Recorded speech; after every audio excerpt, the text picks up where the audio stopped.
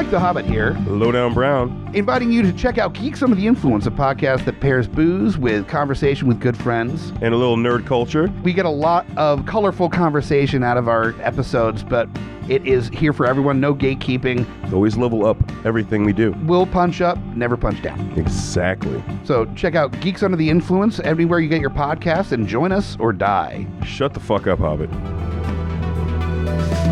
Welcome to GUI Nights. GUI Nights.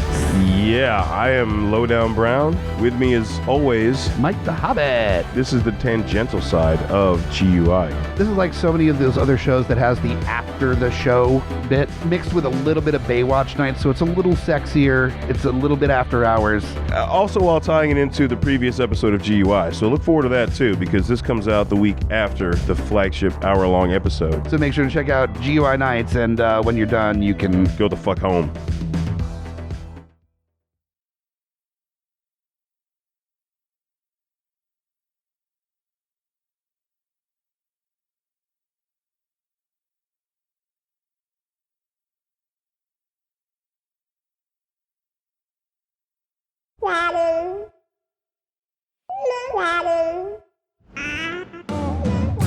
The views and opinions expressed on Geekfather are those of the panelists and not those of the Geeks Under the Influence Network, their affiliates, or sponsors. Listener discretion is advised. This is for the parents and not for the kiddies. Geekfire! Can you try one more time? Say Geekfather real loud. Geekfire way out! I just did it. Hey guys, welcome back. That's right. If you're joining us here with the sultry voices of two bald-headed bearded men, That's right. you're back with the Geekfathers. I am Scotty P. And by my side, as always, Mr. Smash. What's up, buddy? Hey man, what's happening? Oh, you had to do the coffee slurp. I did. Sounded so good God damn it. when we were checking. Yeah, I guess I'll let it slide this time only because we were already messing around with it. But here we are, guys, bringing all the trials and tribulations to being a geeky parent, but also trying to be the biggest geek of all, just a parent. We're back at it, man. Things have actually been pretty smooth. Last episode was really fun. Yeah. And We've you're had just coming off doing the GUI.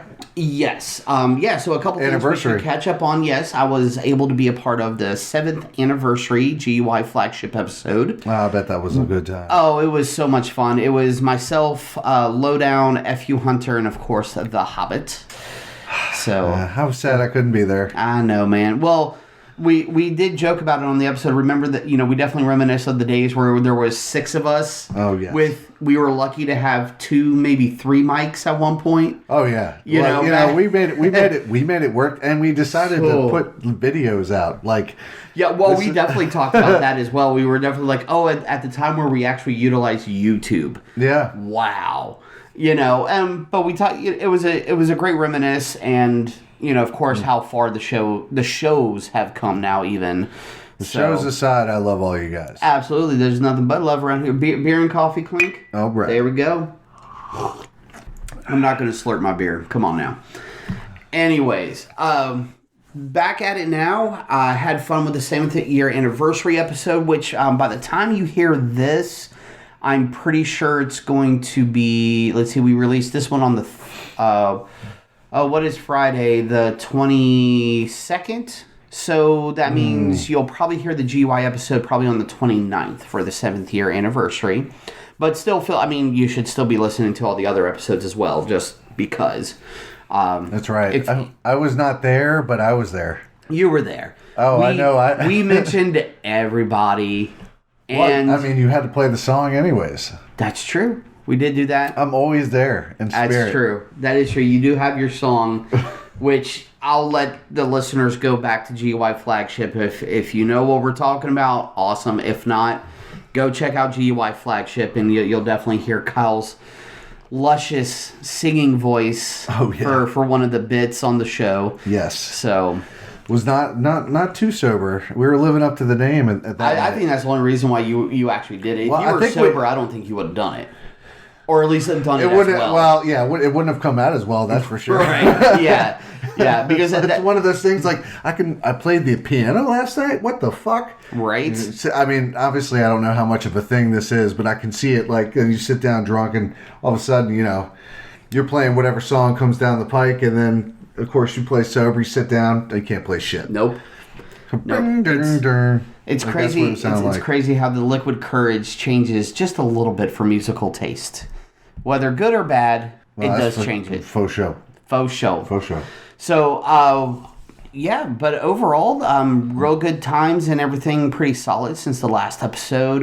We also had Easter, I was about to mention as well. That's right. We're all good. Yeah, especially for us not being religious people, as some may be for the holiday, the kids definitely were able to get plenty of candy, go find some eggs in the front yard, and there's no excuse for, they have plenty of sugar highs, I should say, until we re-up for Halloween. I'll say, I mean, no matter how you approach it, if it's something that you've grown up with, the tradition of it all is everybody can connect with. Absolutely.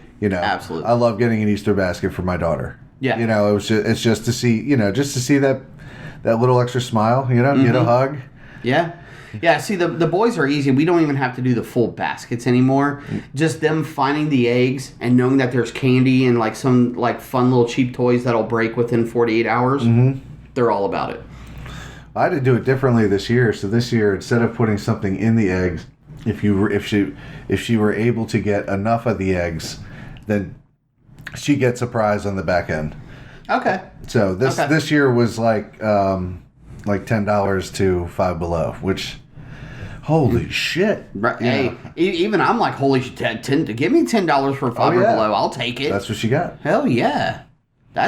I'll take that as a prize. Yeah, she loved it. She had a blast. That's all that matters. Yeah, right, and that's what some of the holidays, and even I was just mentioning as well. We're just basically a couple months off, and we're into summer break. Almost, yeah. Almost there, man. About to finish out another school year, get things ready, and whew. Yeah, they're getting old. Yeah, and you've got two of them. Too. Yeah, right. That's kind of like the real difficult thing, especially with summertime, is that it's like you love having them home, but at the same time, if they're not in a camp or something along those lines, or you don't have some sort of prearranged thing, it can be difficult to navigate that, because very much so. Yeah, especially if you're working from home. That's going to be the right. That's going to be the well. We still have, fortunately, we personally have the good support system still, and we're looking into a couple things. Like I encourage this, and I'm stupid for how late we joined up as well. But the YMCA, man, if you've got access to a Y, do it, man. And a lot of them have been in place for so many years. They're revamping. They're coming back around. It's great for really all budgets. Let me say, and the programs there are so worth it. Like Logan did that Ninja Warrior program for about a month or so, and some of them are short term, some are long term. It just depends on what you're doing, what activities they have. But the extra physical activity he was able to get, his attitude was different for a day or two in the middle of the week, just because of he was doing something he enjoyed. And now, I mean, you can't always pick the right thing. There's gonna be something. Or if they enjoy it, there's gonna be days where they just had a day. Right. They're gonna have a day, and they're not gonna be in that great of a mood. Yeah. But their camp programs and summer programs are definitely ones that I encourage. We won't always use them, but they're definitely there for when we feel the time is right, and how the boys, of course, work out whatever they need to as well. So we used to do me and my best friend, we used to do after school at the Y, especially but essentially all we did was we played, and if we bought our suits, we went to the pool. I mean, it was actually kind of awesome, honestly. They used to have these overnight sleepovers, so they'd have like these weekend sleepovers or an overnight thing, and their massive basketball court or area, they would turn it into basically that's your sleeping area. So you'd have all the kids your Take age the and sleeping stuff. bag and Yeah, it's a sleepover thing. Yeah, I remember yeah. doing that one night. Like, I did a lot of. So the Y was always pretty good to us. I did summer camp there, and that's where I learned to love archery, and got really good at it. And I even was it. Did I do? I think I did a Boy Scout camp 1 year. I don't think I ever did like the full camps at the Y. I definitely did occasional programs there, like different sports and extracurricular stuff. But dude, what was it about some of those camps, man, where the archery and other things where you're just like, I can shoot an arrow. That's right. Right. Give me a semi-deadly weapon. That's right. And let me practice and get really good using it. Oh, every time I went to shoot, I was a superhero. In my mind, my mind, I was stopping some bad guy. You were probably Green Arrow with your little feather I in your wasn't. cap. At that age, I wasn't a huge. I mean, I really didn't know too many. I knew what was out there in X-Men and things like that. Right. So who knows what? I don't know who I was probably thinking. In the 90s, the Archer characters were kind of. It was probably tier. more Robin Hood, to be honest with you. There you go. Yeah. Fair enough. Especially the Kevin Costner one. Oh, I was about to say, thanks to Kevin Costner and everything like that. Oh yeah, Alan Rickman. I mean. Oh well, Alan Rickman and who else was that? Morgan Freeman. And Morgan Freeman. That's Morgan right. Freeman. Those were the actors we grew up And with. Patrick fucking Stewart at the end. Oh shit! Spoiler alert! King Yes. Richard, man, And Christian right. Slater. Oh well, of course Christian Slater, because we also grew up with Gleaming the Cube and some other stuff like that. Well, man, and he was still really, big at this time. He's a household name. I mean, Yeah. he accomplished whatever you could. That was what a lot of people would consider his heyday, even though he's done other great projects since then. Yeah, oh yeah. And a bunch of other random stuff, but that was definitely Christian Slater heyday of like, if you didn't know who he was, you're insane. Well, we talked about Pump Up the Volume before. Yes, we were going to do something on that. I mean, that's such an underrated, great movie. I don't know how forgotten it is, but I know it's such a great movie, and it's got to be underrated or not well known now, especially by a certain age group. True. Well, yeah. I mean, spoilers if we were able to make GalaxyCon this year, which honestly if things go according to plan, hopefully fingers crossed, we'll still do. We'll be doing GalaxyCon 2023. But if we Pump Up the Volume was definitely going to be our spearhead for the panel we were going to do this year. Right. And I was so looking forward to doing that, man. It was going to be so great. Yeah, I was excited for that. I mean, especially since it's such a great movie and it translates.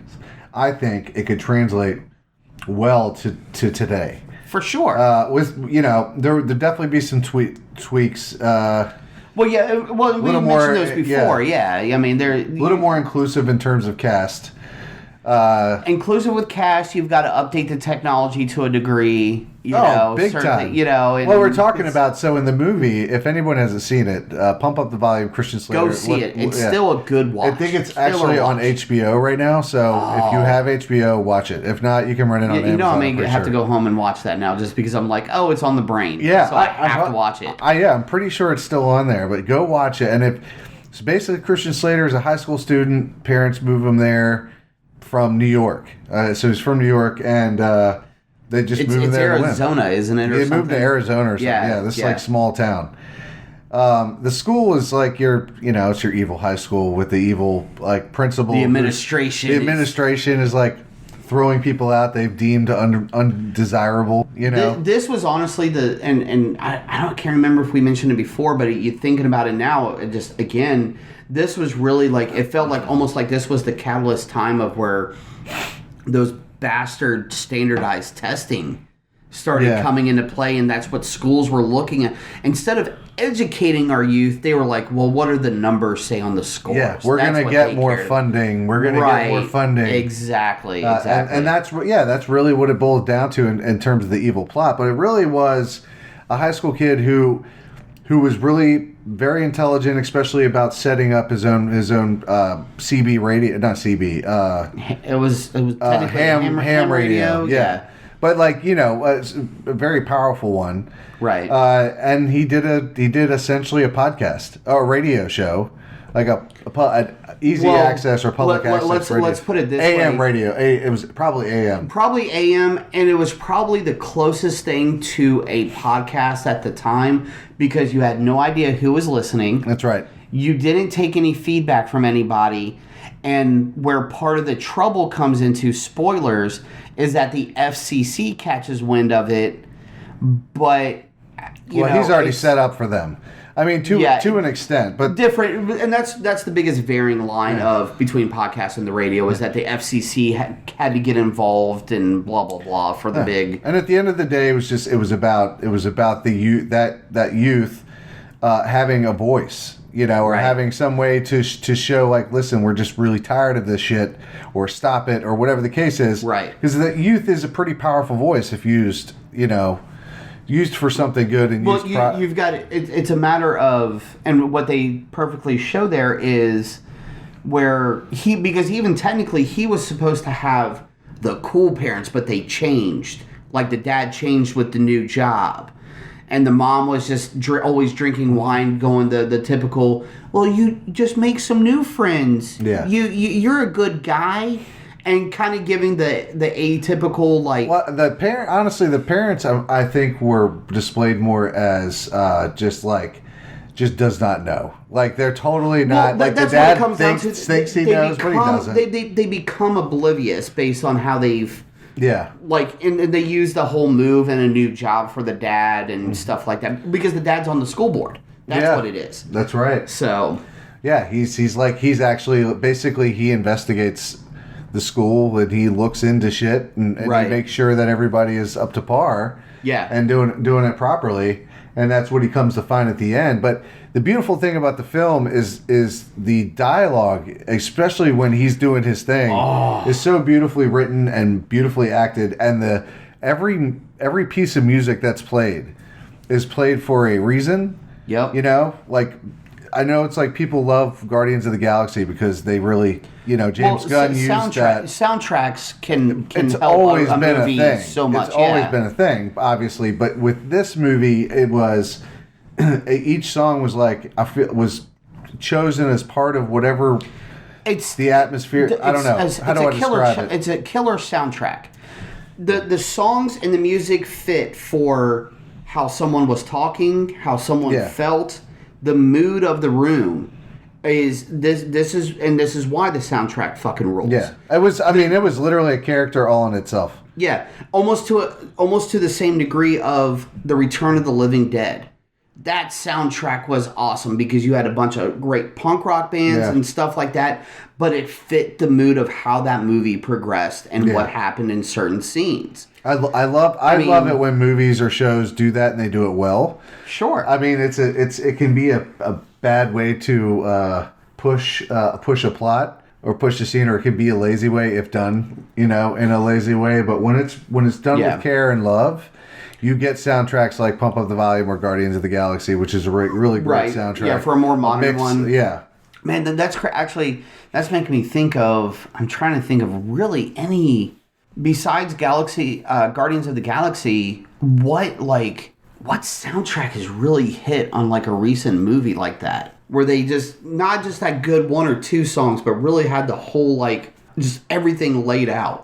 I don't know. I mean, there's a lot of movies you can choose from, but I don't know. But definitely some of them are older, like High Fidelity, of course. That goes without saying. Yeah. Actually, the Breakfast Club is pretty. That's on point for soundtrack. Yeah, absolutely. I wouldn't say it's the best, but I mean, for the movie, it fit perfectly for the time and for how all the scenes were set up, and Yeah, but I mean, there's tons out there. I don't know if I could go through. Yeah, just and of movie course, soundtracks. now purposely trying to think of them is where my brain is just going, and it's like, shit. I love the Teenage Mutant Ninja Turtle soundtrack, the first movie. I used to have that soundtrack. That, and I'd had TMN. This is a sequel as well. Well, Vanilla Ice, go Ninja, go Ninja, go. Oh, that was my song, dude. I was all into that song. Man. Well, I'm a little younger, so. That's true.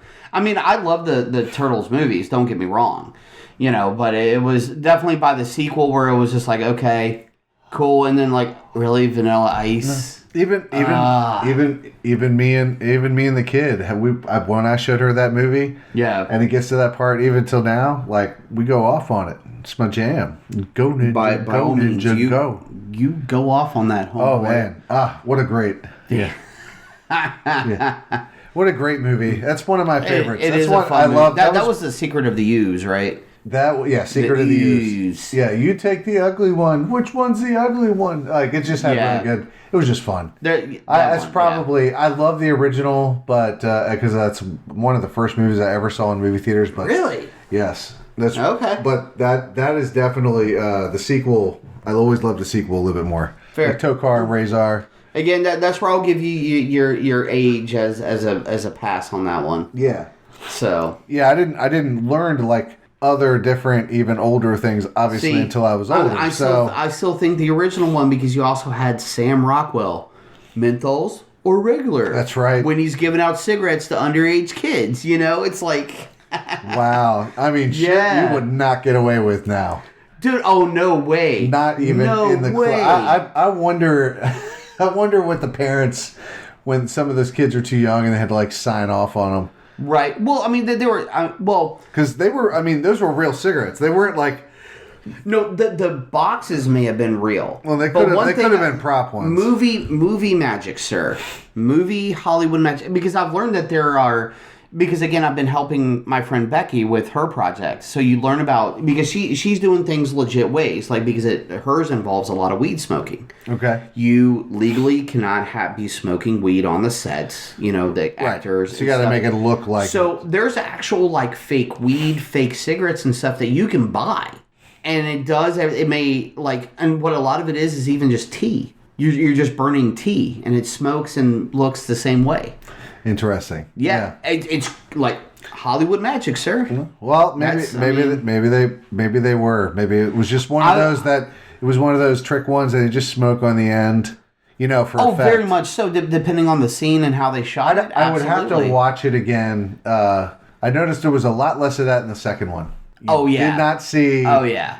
The first one was definitely a little bit darker. Things had progressed a little bit more, and you know, but that was a fun movie to share with the kid. Actually, on that same of kids movies and watch, we actually saw Sonic 2 this past weekend. Yes, which Logan, like I won't spoil it for you. Please, because like I said, Logan's birthday is coming up in a couple weeks, and definitely I think that's going to be a. I mean, it's not like there's these like major. It's not like Endgame style Sonic plot points. the Hedgehog. I mean, but it is exactly what it needs to be, just like the first one was. Right. Super enjoyable. You know, me and the kid were like we were just laughing and having a good, like, it was just one of those movies. So I definitely suggest that you go and try to go see it in the theater if you can, see it safely, if at all possible. Wear your mask if you're gonna wear one. You know, be safe about it. But with all that said, see it in the theater if you can. It's. Yeah, that's why I want to try to, even before his birthday, I wanted, like, that's one where I'm just like, I know he's going to love it. You know, because we talked about, like, we have the new Jurassic World coming out. Yes, Kingdom. Of course, again, because I mentioned summertime, we have the summer blockbusters are kind of back on course now. You know, between Marvel and some of the other properties and stuff. That's right. There's some heavy hitters coming out, I'll tell you what, speaking of heavy hitter, Jim Carrey is 100% just the best him and what he does. Yes. Especially in these Sonic movies in a long time. Right. Obviously, Eternal Sunshine and certain other things. The Truman Show. He's a great actor. I think he's a great actor. I really do. But comedian-wise, like, I've always loved him. Yeah. And what he did with that character actually made it enjoyable. I mean, anyone could have came in, it would have been cheesy as fuck. Sure. But not Jim Carrey. But cheesy. he made it. Yes, but his cheesy was just not. It wasn't cheesy. It was natural. Right. It was just natural. Jim Carrey just has that knack, man. Because even like in some of his serious stuff, it really, like, I mean, he gets it, dude. Like, he knows how to. I don't know, man. It's just the way he pulls off stuff. Anywhere from where he kind of took a deep dive off of things for a while, like when he did Andy Kaufman. Mm-hmm. That movie, he kind of went a little bit off the wall, but he did. Oh, he went method with that. He went super method, but from what I hear, that was the ultimate Andy Kaufman impersonation. And nobody could, I don't think anybody else could have done it. I don't think anyone else has tried. They would fail miserably. Oh, like 9 out of 10 times. Mm-hmm. But overall, Jim, I talked to him like, Jim, he's our buddy, Jim Carrey. I wish I was buddies with him, really. I would love to be able to have a conversation with him. That would be interesting. Well, I think he said he's retiring. Well, he made it, it's like a joke truth, sort of like part joke, but mostly truth. It seemed like that he was ready to retire, that he had done enough. He is enough. Like, he's accomplished what he doesn't need anything. He's got enough.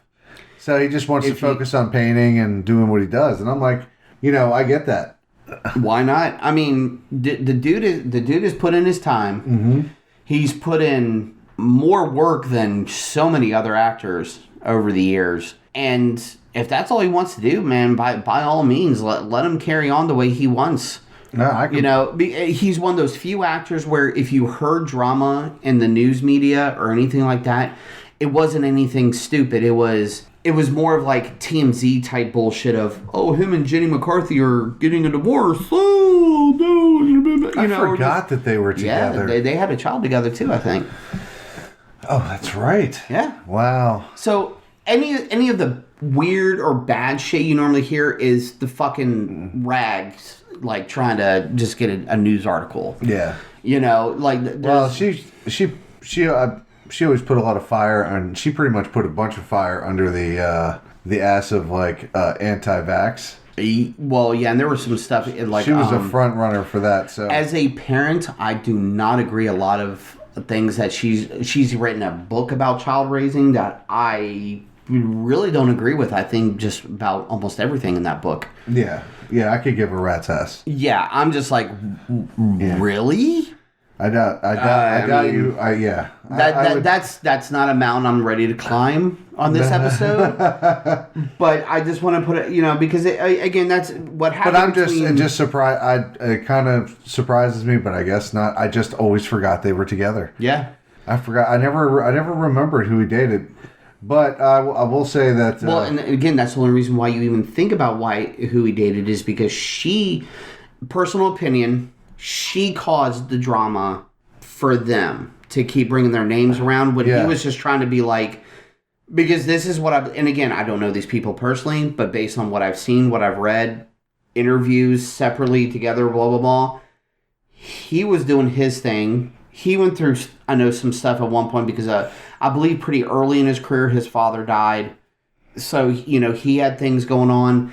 And based on the way she is now and has been in recent years, I can see heads butting there in that relationship by a long shot. I can imagine so. Across the board. Yeah. Or it's, I probably didn't say long shot right. My apologies. But, how dare you? I know. You son of a bitch. You know how my brain gets during the episode. It just melts away. Yep, turns to mush. It does. But the way I see Jim Carrey is that, an open-minded dude. He has his thoughts on things. But I have never seen or heard anything from him, at least in the public eye, of where let him be the way he's going to be, bro. For real. Yeah, I like the fact, like I said, he's done a lot. I'm a huge fan of In Living Color. I grew up watching that. Yes. And that's even to this day, like, if I can catch it on TV, like, I will sit and watch it. And everybody on that show is genius. Absolutely. Everyone on that show is genius. And then he went on. It was literally groundbreaking for the way that show was put together. Who was on the show. Well, the comedy and the topics that they were... right. Because it was the Wayans brothers that created the show. And not only did they have trouble with execs and stuff like that, but for being whatever PC term, minority, they were black. So a lot of Hollywood was still like against them for leading something like that. And somehow Fox, of all channels, they were able to create the show. Now, this is granted, this was before Fox News and Fox became the way it is now. But Well, I mean, this was Fox, but and I think like they had Married with Children, so they were never really that channel. I don't ever remember putting shows on that were shy from anything that was considered taboo or controversial or things that probably needed to be addressed. They weren't afraid to allow the certain shows to address them. Exactly, and because they did it well. Simpsons, the best description I heard of The Simpsons, because again, for the late 80s and everything, when I knew a couple people that were like, and they were parents or teachers or something, and and being a kid, like, you hear conversations, of course, where they're like, The Simpsons, that's a horrible cartoon, blah blah blah blah blah. And then sometime later, one of those people having another random conversation with them, they were like, you know what, I actually do like The Simpsons when I put it in the mindset of that's a cartoon for adults, not for children. Yeah, you can enjoy it that right. way. These days, The Simpsons is probably more for children than back when it started. I would say almost 30 years ago. Well, that was the thing, is that it was really popular, especially amongst my age group, and before, like my older brothers. Right, my mom loved the show too. Like I watched it. I had the Simpsons. I think it was like the Bart rap song. Like I had the Simpsons little cassette. It was like an album of Simpsons songs. One of them was Bartman. Yes, I remember when that album came out as well. Yeah. I mean, I was probably like 8 or 9 at the time. Well, but see, and again, it's all different, because even one of these people were like, they didn't even have children of their own, at least at the time, but they were like, kids, that's a horrible cartoon and blah blah blah. No, it all depends on your state of mind with it. Yeah. Because it wasn't like it was necessarily bad for kids. I probably said that wrong a moment ago, but it was definitely one of those where the jokes were very adult and not in like a certain aspect other than most kids wouldn't understand a lot of the early jokes. Well, that's the thing, is that it was done in a way where adults could enjoy what adults got out of it, because they could obviously read a little bit more into it. But it was a cartoon, and the kids... But kids, also joked. And, because you never saw The Simpsons as the family you wanted your family to be. Unless you came from a really dysfunctional family, you didn't generally go, I want Homer Simpson to be my dad. Right. At times he can be sweet, does things for his family, but at the same thing, he's like a gluttonous drunk. So he's very much a sweet buffoon. But you wouldn't go unless you had like a really shitty dad or no dad at all. Like you're not going to go, man, I wish Homer Simpson was my dad. Yeah, absolutely. And even then, you're still going, maybe. But it spoke to both kids and adults, and that was its appeal. Right, always has absolutely. been. It started in 1989, but actually, in terms of the show, but was originally on the Tracy Ullman show. Right. And I think that was like 87 or 88. Yeah, they were short, so there wasn't... The first full episode didn't happen until 89. Yeah. And they look completely different. Oh my God. I mean, because what was it? It was to... just like... Because what? It's technically is it 35-year anniversary this year, I guess, then? For The Simpsons? Premiering on the Tracy Ullman show. Math is right. Premiering on the Tracy Ullman show? Yeah. Not for the actual series. Yeah. Probably. I mean, I could, because I think season 1 was released in 1989. So I guess with Tracy Ullman, it's either 87 or 88. I'm not sure. It's probably 88. Well, that's probably when they got because they got popular pretty quickly. Oh, dude, super quick. Like, and I don't think she ever really saw a dime for that until like later on, or she had because she was still acting and stuff, but that was like her comedy sketch show that she did. Yeah, and I think it was pretty popular too. That's how The Simpsons got popular. I mean, it was on for a couple years. Well, I mean, you're our tech guy on the show, so why don't you pull up that IMDb and let's take a look here, because now the brain is going and like, of course we've gone totally off the wall bonkers about. Who gives a shit? Yeah, well, it's what we do. Yeah. I mean, she's done a lot. Yeah. I forget how much she's actually done, but I would say. Oh yeah.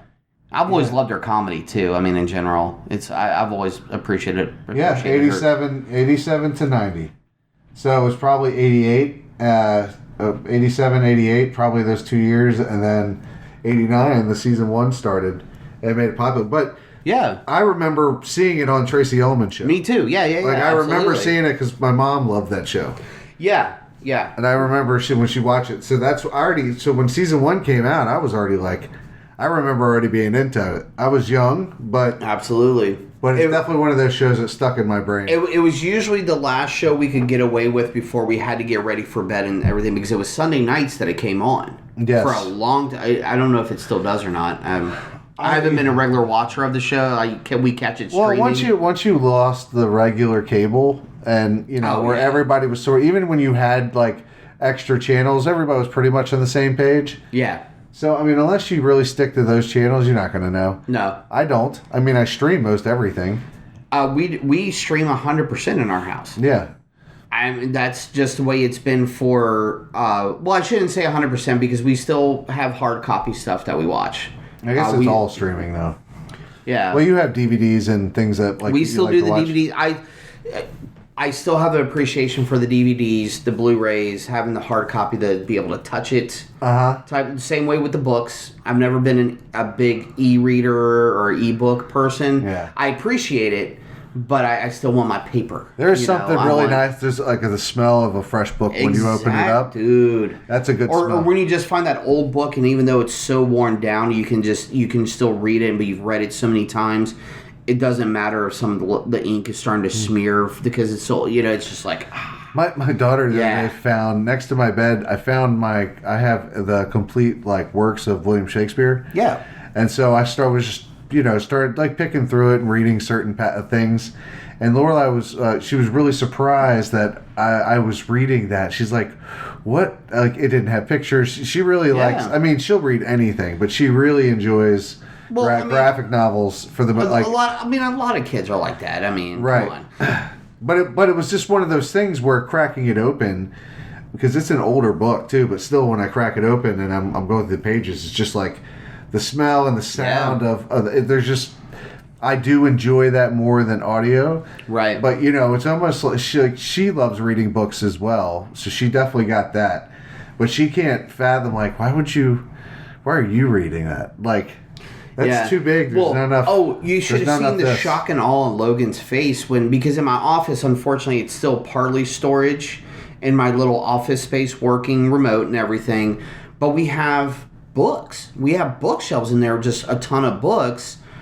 We can still get access to them when we need them. Like, there's still... I try to get back into reading so much, and just some days it's hard to do with my schedule and the mentality trying to stay awake. But the shock and awe on Logan's face when he was like, we have the Harry Potter books? Yeah, they're not just a bunch of movies, dude. Yeah. They're books. Came from something. And he's actually checked out a couple of them from the school library, so he knew that there were books. But I was like, dude, we have all the books here. Mm-hmm. When I realized that he was doing that, I was like, you could go read a Harry Potter book anytime you want. It's right there. Really? What? Yeah, dude, we keep books in this house. We have some of those, for a lot of them were given to us by a friend who unfortunately had to get rid of them. But she gave us, like, books, like there's a whole collection of, like, H.G. Wells. There Grimm's Tales. I think there's a Shakespeare one as well. Like, just some of those, like, they say complete, but, it's still missing some stuff. But it has, like, all their main works and some of the popular probably ones. the abridged version. Yeah, who knows? But they're there. Yeah. And it's just like, and I tell my kids that all the time. I'm like, you guys, they have a crap ton of books in their room. Mm-hmm. And they still read occasionally. I mean, they still, my little techie boys, their video games and some of the other stuff. But they have books. We make sure, even if they're not reading all the time, they have access to that stuff anytime they want it. That's important. It's like, you don't have to force it on them. Like, it's just like if you want to share a movie with them and they really don't want to sit and watch it, right? There's no point in making them, because then it's gonna grow to be one of the things like forces me to watch this, and they might. So I'm gonna hate it, right? I don't want to go do something else. So So it's the same thing with really with anything, including reading. You know, we try to encourage it. I got the same thing. I got a large bookcase with tons of books on it from all different. I've got informational books. Yeah. I've got atlases, and then I've got, you know, she's got all of the books that she's grown up with and picked herself, and whatever the case might be, and just. At random, she'll go. If she's focused on one, she'll read one for a while until she's done. Yeah. But when she's here, she didn't have one. Like, I'll see her go and randomly grab and pick something out. It's like, good. That's what I want. But then she'll start it and then go to another one. Next, she's got like a stack of 3 in her room, and I'm like, you gotta finish one. Yeah, before you start that's part of my trouble as well, where it's just like I'll start reading one. You know, like I'm trying to go back on some of my old Clive Barker stories and, you know, stuff like that, which I wish I could share those with the kids, but trying to read Clive Barker is always like, as much as I love so much of his writing and I love his movies and stuff, trying to read like some of his books, and then you're like, no, even just for practice, this is not a good idea for a child to read at all.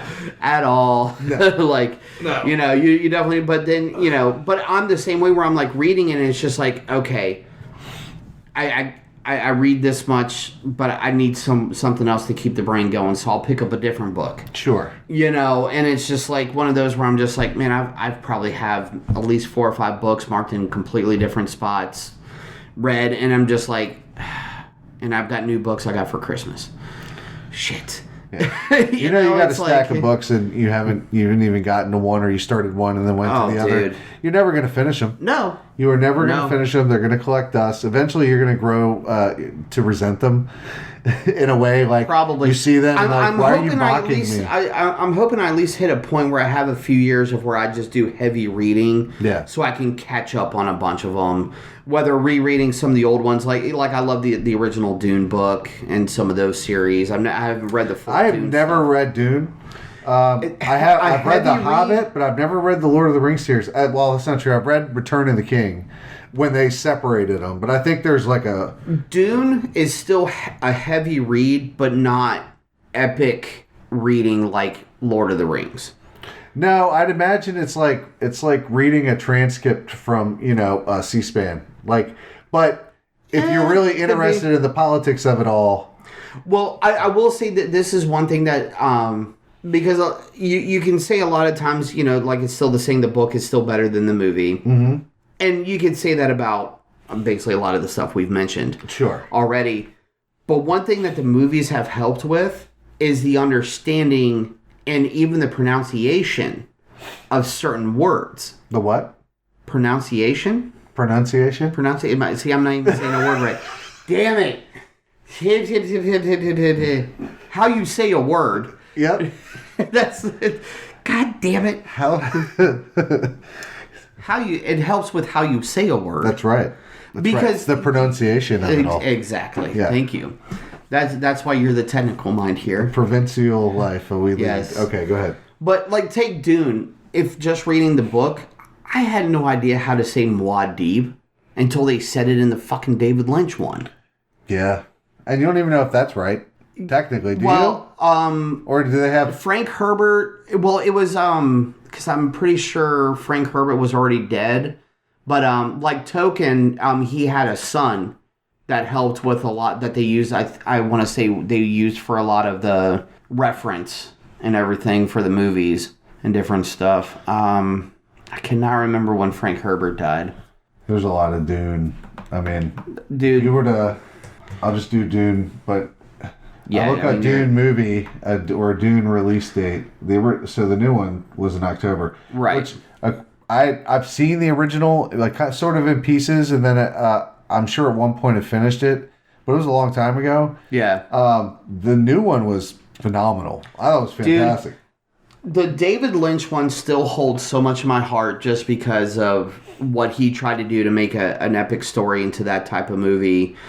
Even though the special effects were garbage, like Steven and I were, and even Hobbit and I were talking about this the other night, where I still loved it because I thought it told the story better, but the effects were garbage, was back in the Sci-Fi Channel days, back in the old Sci-Fi Channel days, they did a miniseries for Dune and Children of Dune. And they told the story so very well, but again, you had early Sci-Fi Channel graphics.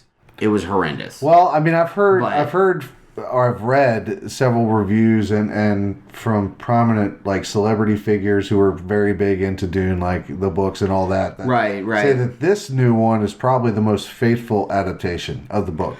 Yes. Thus far. Well, yeah. Well, because it's already well over almost 3 hours long, and it's only part 1. Oh, I know. It's essentially a mini-series. Yeah. You're, That's like Lord of the Rings. You know, each movie was. you mean all the walking? Hey, I love those movies. Okay, I thought those movies. I thought the movies were good, I too. rewatched them with that's another you also gotta rewatch with remember my what kid and Jem, and it was. But you also need to remember what a Kevin Smith fan I am, and it described it perfectly. All the fucking walking. Okay? The dialogue was sharp, but the action when it happened was fantastic. Oh, the battle scenes were phenomenal. They were kick-ass, dude. Just to create a world like that blew my mind. Well, and I think that's part of, like, again, where, like, we come into a lot of this stuff where creating such open-ended worlds like that, besides, like, Star Trek or even Star Wars, because they're still expanding their universes, but so many of those to be experienced for the first time, and it's such a normal thing now, you know, for, like, video games and storytelling, where it's normal to have an open-ended world. Where it wasn't always like that for a good while. Usually you just had these quick, like, because again, the general consensus was younger people just have such a shorter, like, attention span. Yeah. So they were just like, here's a story, here's a story, here's a story, and that's it. And they left that world alone. No, you take Dune, Lord of the Rings, the Star Wars, the Star Trek. Dude, it's nonstop. You could create, I mean, they're creating new stuff now. Well, they're decades later. later. Self-creating machines. The world, the stories, the epicness. Now, Dune and Lord of the Rings is a little bit more self-contained. I don't think. I mean, well, Lord of the Rings. I know more about Lord of the Rings than I do Dune, and that world is obviously doesn't span galaxies. So in that way, is much more open, or planets or galaxies, I guess, within. So in that way, it's more epic. But I enjoy. There's more mystical in Lord of the Rings. There's more mystery and age and old. Well, and that's where the great part is for either one of them. Dune, you can create new stuff, even though they don't. That's why I say it's in Dune. You could create so much more, but they do very little of that. You're still within self-contained stories and characters. And lineage of characters. We definitely need to mark lineage of characters for both of these. Lord of the Rings, absolutely. The magic and stuff on how they're able to still tell stories, it just spans. It's both stories are very generational. But Lord of the Rings did not only created a language, he created languages, more than one. Sure.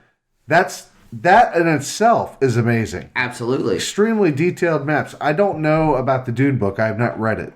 There are at least one or two other languages, but I can't remember. I know there's only one language that they go into any type of depth in, but they don't use it consistently, like Elvish or whatever from Lord of the Rings.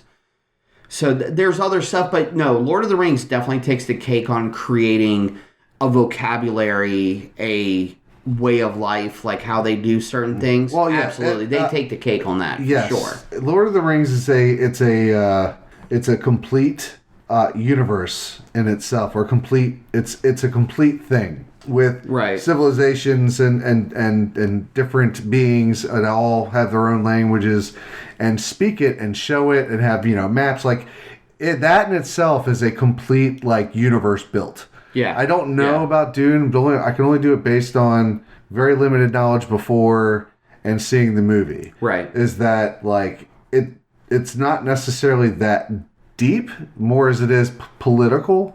Oh, it's way more political. Obviously, yeah. Politics holds a lot of weight in the movie. I could tell that. Yes.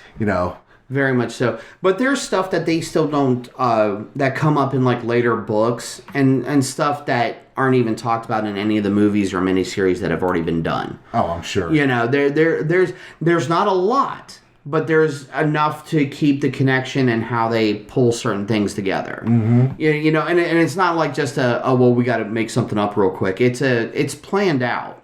You know, but I'm sure it's methodically planned out. It's got to be. Man, I just don't think that they, in terms of the completeness that like Lord of the Rings provides you, or even The Hobbit, I don't think that Dune can touch it. But again, I've not read the book, so I'm sure people out there who've read both and know shitload. Let's even clarify will rip this. me apart. I grew up more sci-fi nerd as well than fantasy. Well, I mean, yeah. I mean, I grew up a sci-fi nerd as well, too. I honestly, I didn't get into Lord of the Rings until the movies came out. I think I'd read Hobbit in high school for a report. Right. And I enjoyed it, but I never went really deep into it. Oh, yeah. I mean, I remember reading through the books before when I was a teenager, but it wasn't like, I was like, give me my Stephen King back. You know?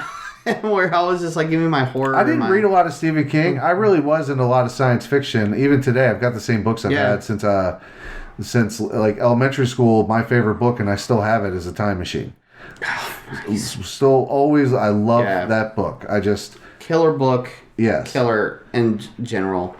Yeah, and I mean the War of the Worlds transcript book. I've had the same one since I was a kid. Like, I absolutely love that story. That alone is just what a wonderful Dude, non-meaningful trick played on very scared, ignorant people. Very much so. At the time. Very much so. I mean, it's easy to believe you can pull one over on a large crowd, especially when everything's pretty much done over radio. But still, Tommy Lee Jones from Men in Black. Man may be the smartest person ever, but they put him in a group and they become the stupidest people that can be. That's not an exact quote, but that is very paraphrased. Yes. But and a lot of, I mean, other movies and shows have said that, where like you can have the smartest person and put them in a group of the other just as smart people, but as soon as you basically get that herd mentality, they become stupid as hell. That's true. Guilty as charged right here. Yeah. We've all been there. That's not a finger point at anybody specific. That is everybody. Everybody. Yeah, I mean, we all have a tendency to fall. Like, there are leaders, obviously, and people who they're more innate leaders, I would say, like that. But in general, people tend to follow very easily, especially when they don't have that critical thinking part of their brain that says, right, this, one of these things is not like the other. Like, this information does not jive with reality. Especially if you get any peer pressure from people you know. Here's the quote, by the way. So pull it up. Thank you. A person is smart. People are dumb, panicky, dangerous animals, and you know it. And it's true. Yes. Like, individuals, personally for me, I've always enjoyed speaking with an individual versus being in a crowd.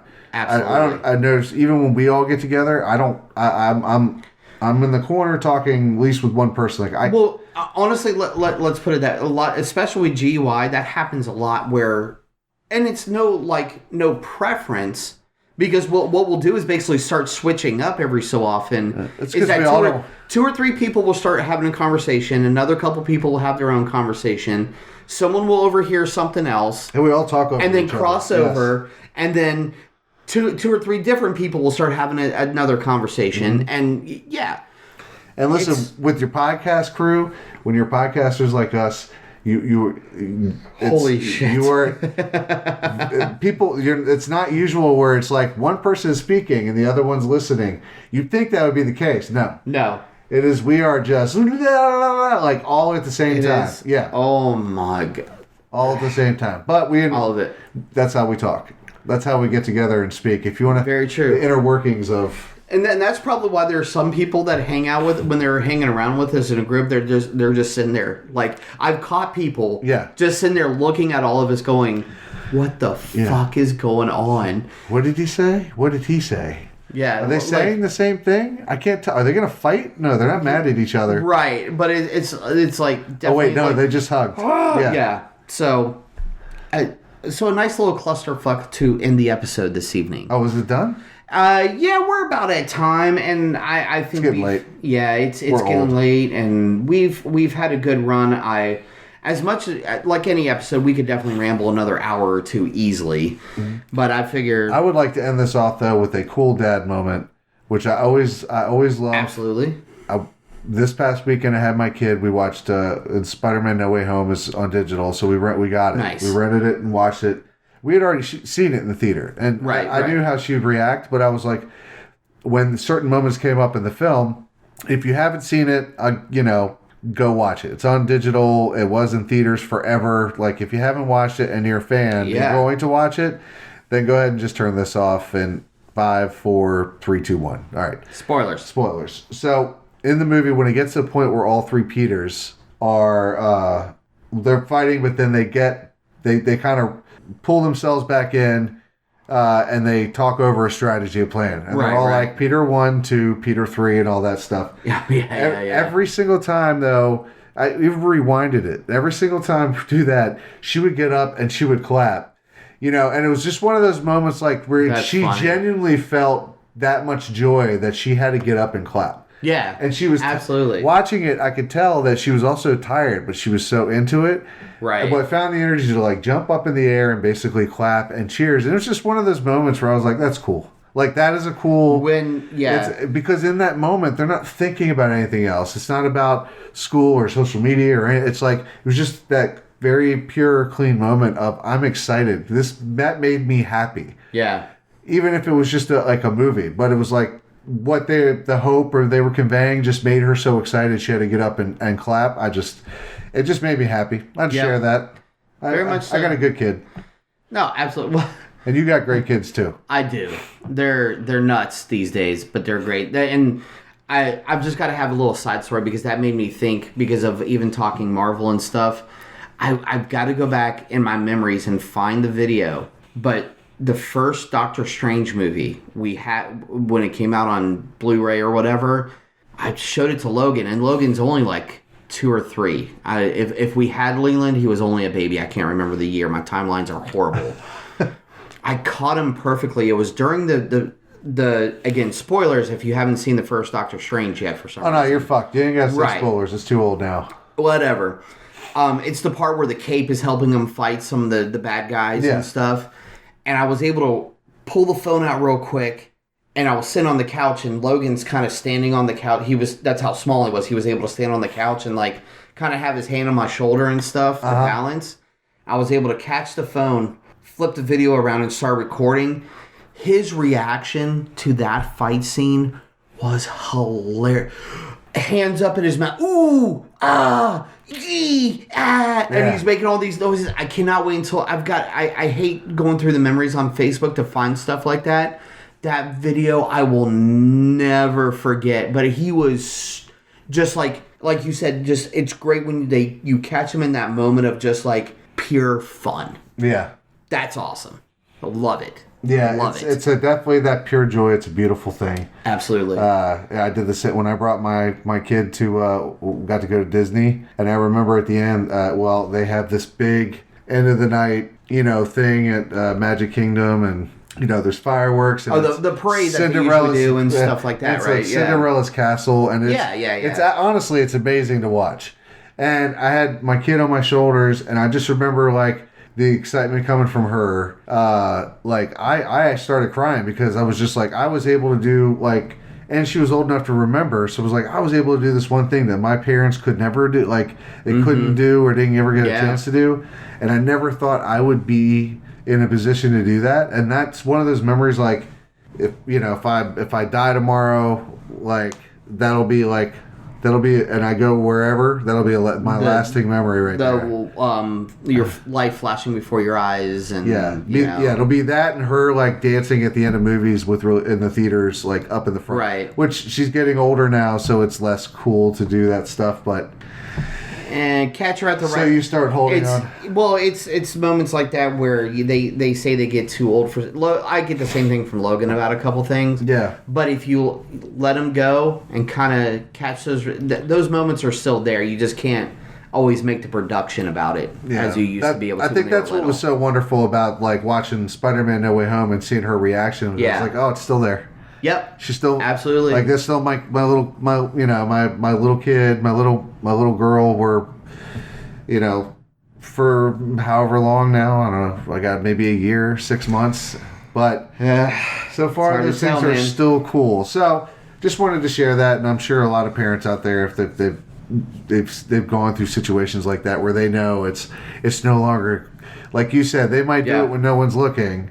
Like dance like nobody's there sort of situation. Exactly. Yes. Yes. So, guys, we're definitely going to wrap up on the we'll wrap up on the happy moment now instead of just going off all crazy and everything. Of course, guys, feel free to share whatever you may have out there as well. If you ever want to feel like you reach out, whether you want to share a happy story, if you need any help. You feel like just maybe some extra support is needed for anything in the parenting needs, or just need that ear to hear what you got. The Geekfathers are definitely here, of course. Reach out. I actually haven't given this out in a while, but always remember, if you do want to keep it private, we have the email address, which is geekfatherpodcast, GUI@gmail.com. Of course, if you just want to reach out for all the fun and good times that you don't mind sharing public, we're on Twitter at Geekfather1. That's at Geekfather the number 1. Instagram still Geekfather GUI. And of course, Facebook, just look up the Geekfathers and you'll see these two lovely faces shining back at you with our little profile picture and everything. But guys, thank you very much. Remember to catch up with all of our old episodes as you're listening to this one. Be sure you look up on GUIPodcast.com. Check out all the shows, especially, again, as a reminder, we have GUI Flagship's 7th anniversary episode coming out very soon, which you'll be able to hear myself and a couple of the other showrunners, of course. We reminisce and we go way, way off the rails with just some fun conversation for the anniversary show.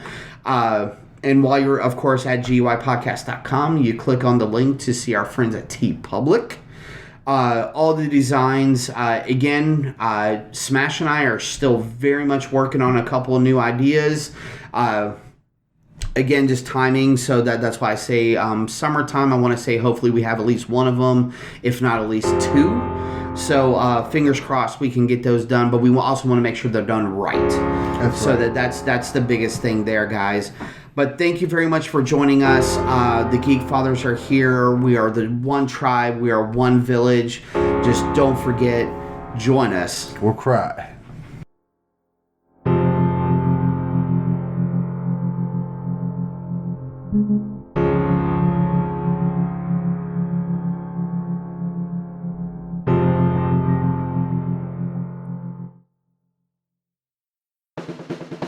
My name is Amy Bogard, And I'm Mike the Hobbit. and we are the hosts of Deeply Upsetting, where we use our expertise to answer your most upsetting hypothetical quandaries, such as, what non-winged animal deserves wings? And what body part deserves a secret mouth? Which cryptid is the worst roommate? These questions and more that plague you will be answered on Deeply Upsetting, available anywhere you get your podcasts and at GUIPodcast.com.